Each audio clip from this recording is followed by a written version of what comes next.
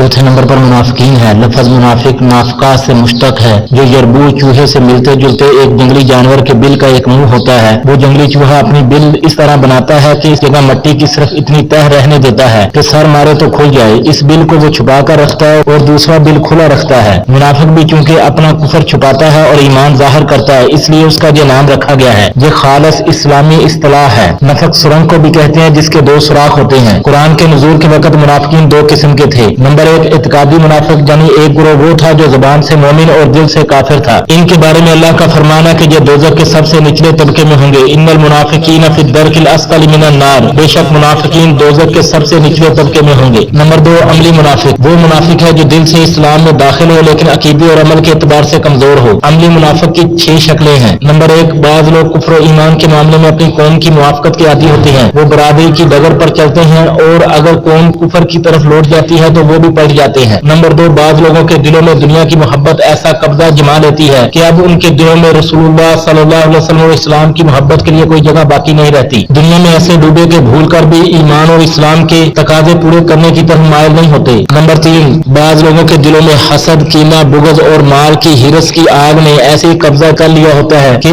अब दिल में दुआ, मनाजात, तवज्जो इल्लल्लाह और इबादतों की बरकत के लिए जगह ही नहीं रहती है। नंबर चार, बाज लोग वो हैं जो दुनियावी और माशी कामों में इस कदर मसरूफ होते हैं कि उनके पास कोई खाली वक्त ही नहीं रहता है कि आखिरत के बारे में सोचें और इसका एहतमाम करें। नंबर पांच, बाज लोगों के दिलों में अल्लाह, रसूल, कुरान और दीन के किसी मामले के बारे में बेहुदा ख्यालात और शुक शुबहात खड़कते रहते हैं, अगरचे वो इस दर्जा तक नहीं पहुंचते कि इस्लाम ही को खैर बात कह दे। इसलिए वो मुसलमान तो रहते हैं मगर कमजोर ईमान की वजह से इस्लाम के समरात उनको हासिल नहीं होते हैं। नंबर छह, बाज लोग असबियत में अपने कबीलों और खानदानों की अंधी मोहब्बत में मुसलमानों के मुकाबले में काफिरों की अलानिया या दर पर्दा मदद करते हैं और मुसलमानों को नुकसान पहुंचाते हैं। अल्लाह ताला ऐसे मुनाफिकों से हमें महफूज फरमाए। इत्कादी निफाक का नमूना, निफाक इत्कादी का पता लगा लेना रसूलुल्लाह सल्लल्लाहु अलैहि वसल्लम के बाद मुमकिन नहीं है, क्योंकि इसका ताल्लुक इल्म गैब से है और किसी के दिल का हाल अल्लाह ताला के बताए बगैर कोई दूसरा नहीं जान सकता। कुरान में इससे मुराद अब्दुल्लाह बिन उबई और उसके साथी हैं। रहा अमली निफाक, तो जो दुनिया में हर जमाने में मौजूद रहा है और खास तौर पर हमारे जमाने में इसकी कसरत है। अमली निफाक का इल्म उन अलामतों के जरिए से हो सकता है जो हदीस में आई है। बुखारी मुस्लिम की रिवायत है, अब्दुल्लाह बिन उमर रज़ी अल्लाह तआला अन्हु बयान करते हैं कि रसूलुल्लाह सल्लल्लाहु अलैहि वसल्लम ने इरशाद फरमाया, जिस शख्स में 4 अलामतें पाई जाएं वो पक्का मुनाफिक है और जिसमें इनमें से एक अलामत हो